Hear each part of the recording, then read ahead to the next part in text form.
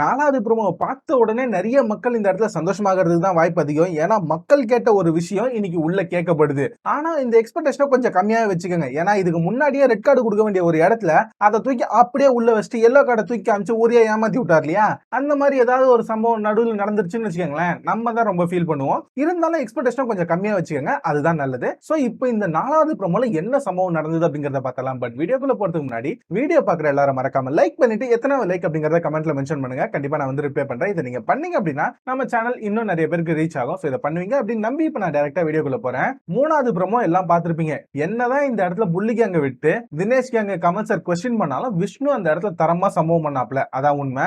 ஆனா இந்த 4வது ப்ரோமோல புள்ளி கேங்ல இருக்கக்கூடிய நிக்சன் பலிகடாவா மாட்டிக்கிட்டாரு. இந்த வாரம் அவரை பொளக்கலன்னு வச்சுக்கோங்களேன். இந்த ஷோ மேல இருக்கக்கூடிய நம்பிக்கை அப்படிங்கிறது மக்களுக்கு போயிடும் அப்படிங்கிற மாதிரி உள்ள புரிஞ்சுக்கிட்டாங்களா என்ன அப்படின்னு தெரியல. ஓரளவுக்கு கேள்வி கேட்கறாப்ல. எடுத்த உடனே அர்ச்சனாவை கேள்வி கேட்கறாப்ல. இந்த கேம்ல என்ன தப்பு நடந்தது நீங்களே சொல்லுங்க அப்படின்னு சொல்ல அர்ச்சனா தரமான சம்பவம் பண்றாங்க. சார் அந்த கார்டுல அதுவும் அந்த ரெட் கலர் எலிமினேட்டட் கார்டுல ஒரு எக்ஸ் மார்க்கை யாரோ வச்சிட்டாங்க சார். அதுல எனக்கு சந்தேகம் இருக்கு சார் அப்படிங்கிற மாதிரி சொல்ல கமல் சாரே கேக்குறாப்ல அப்படியா யாரு வச்சாங்கன்னு உங்களுக்கு தெரியுமா டவுட் இருக்கா அப்படின்னு கேட்டு பிக் பாஸ் கேக்குறாப்ல. அர்ச்சனா உடனே ஓ பிக் பாஸ் கிட்ட குறும்பட கேட்க போறீங்களா அப்படிங்கிற மாதிரி ரியாக்ஷன் கொடுக்க இல்ல நீங்க சொன்ன கம்ப்ளைண்ட் நான் பிக் பாஸ் வரையும் எடுத்துட்டு போவேன் அப்படிங்கிற மாதிரி சொல்ல நிக்சன் அப்படியே திணறாப்ல எங்கேயோ நாம மாட்டிக்க போறோம் அப்படிங்கிற மாதிரி அது கிளியராவே தெரியுது. ஆனா இந்த விஷயம் எல்லாமே இப்பதான் தினேஷ் விஷ்ணு மணிக்கே தெரிய வரும் அப்படின்னு நினைக்கிறேன். அவங்களோட ரியாக்ஷன் பார்க்கிறதுக்கு நான் ரொம்ப ஆவலா இருக்கேன். ஏன்னா போன வாரம் ஃபுல்லா இவங்க டீம் கேம் விளையாட்டாங்க அப்படின்னு சொல்லி மாயா போத்திமாலாம் சேர்ந்து ஒரு விளையாட்டு விளையாண்டாங்க இல்லையா?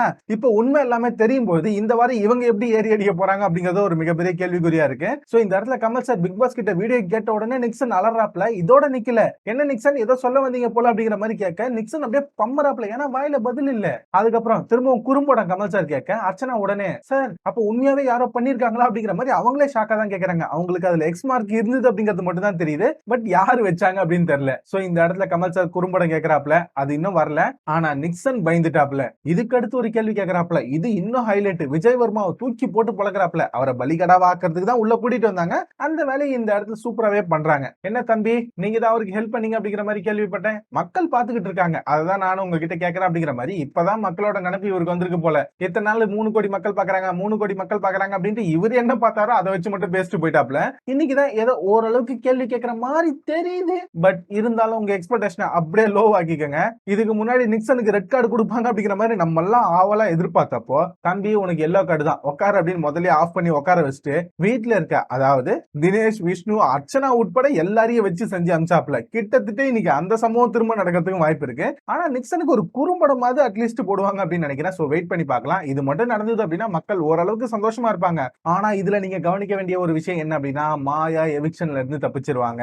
இந்த மாதிரி டைவர்ட் பண்ணி நிக்சனை பலிகடாவா ஆக்குனாங்க அப்படின்னா மக்கள் இத பத்தி தான் பேசுவாங்க. மாயா எவிக்ட் ஆகிறத பத்தி மறந்துடுவாங்க அப்படிங்கிற ஒரு நினைப்பு சேனலுக்கு இருக்கலாம். சோ அதனால கூட இப்படி பண்றதுக்கு வாய்ப்பு இருக்கு. சோ சேனல் எப்படிலாம் உருட்டுவாங்க அப்படின்னு நமக்கு தெரியாது அப்படின்னு அவங்க நினைக்கிறாங்க. பட் மக்களுக்கு கிளியரா தெரியுங்க. அதான் உண்மை. ஆனா இப்போதைக்கு ரவீனா மட்டும் தான் எவிக்ட் ஆயிருக்காங்க. நிக்சனும் மாயாவும் உள்ளதான் இருக்க போறாங்க. அது ஓரளவுக்கு புரிஞ்சிருச்சு. மேபி அடுத்த வாரம் இன்னொரு டிக்கெட் டு ஃபினாலே வைப்பாங்க போல. இன்னொரு ஆள டைரக்டா ஃபைனலிஸ்ட் ஆகிறதுக்கு. அதுல மாயா ஜெயிப்பாங்க போல. இல்ல அப்படின்னா இந்த வாரம் விஷ்ணு ஜெயிச்சது பொய் அப்படின்னு சொல்லி அதை பிடிங்கி மாயாக்கோ இல்ல நிக்சனுக்கு கொடுப்பாங்க போல. என்ன ஆகுதுன்னு தெரியல. எபிசோட் பார்த்தா தான் ஓரளவுக்கு கிளாரிட்டி கிடைக்கும். சோ வெயிட் பண்ணி பார்க்கலாம். அது மட்டும் இல்லாம இவ்வளவு தூரம் வீடியோ பாத்துறீங்க அப்படின்னா கண்டிப்பா வீடியோ பிடிச்சிருக்கும் அப்படின்னு நம்புறேன். அப்படியே போற போக்குல ஒரு லைக் போட்டு எத்தனாவது லைக் அப்படிங்கறத கமெண்ட்ல மென்ஷன் பண்ணுங்க. அப்பதான் நம்ம சேனல் இன்னும் நிறைய பேர்கிட்ட ரீச் ஆகும். சோ இதை பண்ணுவீங்க அப்படின்னு நம்பி இப்ப வீடியோ முடிச்சுக்கிறேன். அடுத்த வீடியோல உங்க எல்லாரையும் மீட் பண்றேன். Bye bye. Thank you guys.